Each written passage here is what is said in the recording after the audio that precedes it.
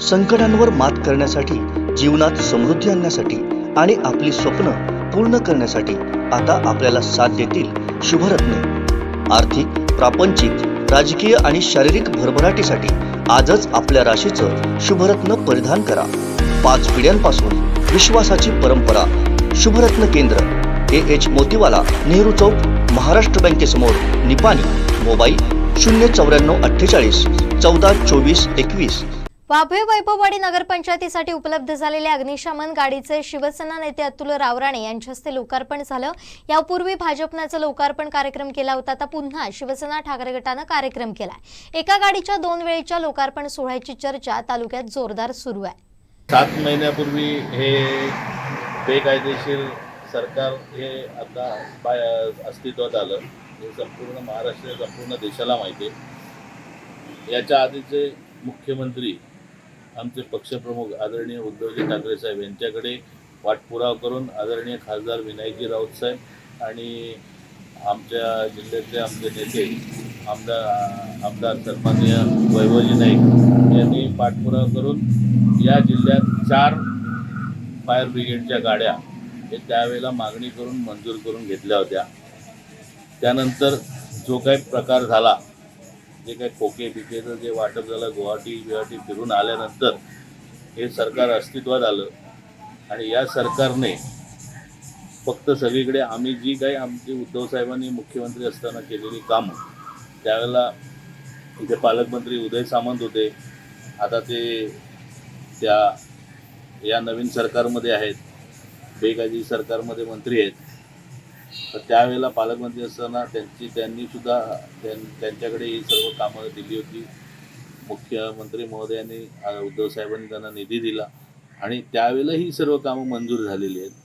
पण आता नेहमीप्रमाणे जे सरकार आहे, ज्या सरकार अस्तित्वात असलेल्या सरकारचे प्रतिनिधी आणि इथला आमदार, त्याच्याबद्दल मी न बोलणं चांगलं आहे, कारण आमदाराचं काम काय हे या दोन टर्मचं काम या पूर्ण तिन्ही तालुक्यातल्या प्रत्येक जनतेला माहिती आहे। हा फक्त स्टंट करतो, स्वतः काहीच करत नाही, पण दुसऱ्याने केलेलं श्रेय लाटायचं, हे जे एक आमदाराचं काम आहे आणि त्यासाठीच आमदार सगळीकडे फिरतोय आणि लेटतोय। देवगडमध्ये आमच्याच नगरसेवकांनी तिथे या फायर ब्रिगेडच्या गाडीचा शुभारंभ केला। माझी इच्छा एकच आहे की ही वैभववाडी जरी फायर ब्रिगेडची गाडी आम्ही आणली असेल तर ती लोकांच्या फायद्यासाठी आणलेली, की कुठे जर काही आग लागली, काय झालं, घातपात झाला, तर त्यावेळी तिथे अग्निशमन दलाची मुळे तिथली आग विझवता आणि ते आटोक्यात आणता येईल। परंतु माझी इच्छा अशी की हिचा वापर जास्तीत जास्त होऊ नये।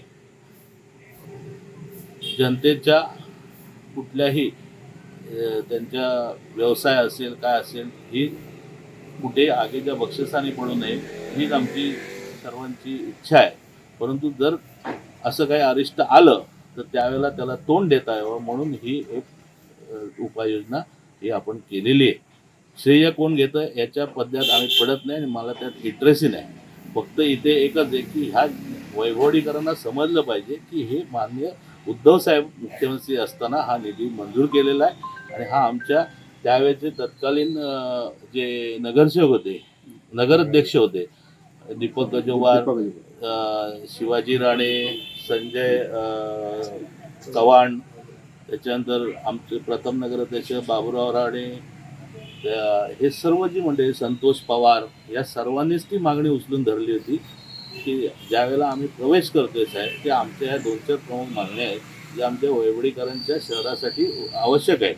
त्यात फायर ब्रिगेडची गाडी आणि या शहराची पाणीचा प्रश्न, हे 2 ज्वलंत प्रश्नाचं मागणी करून या सर्व नगरसेवकांनी त्यावेळेला प्रवेश केला होता की साहेब ह्या आमच्या मागण्या मान्य करा, आम्ही तुमच्याकडे बिनशर्त येतो आणि आम्हाला जनतेची सेवा करायची। आणि त्याच वेळेला उद्धव साहेबांनी पाण्याचा प्रश्न मार्गी लावला।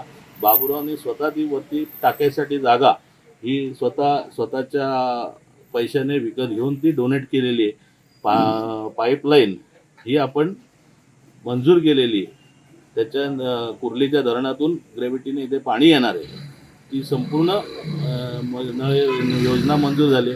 आता काय होणार की ते योजना सगळ्या आम्ही मंजूर केल्या आहेत, त्याचं श्रेय घ्यायला हे येणार, उद्घाटन करणार आणि पुन्हा हा स्टंटबाज आमदार सगळीकडे टिमकी मारत फिरणार, मी केलं, दुसरं त्याच्याकडे काहीच नाही।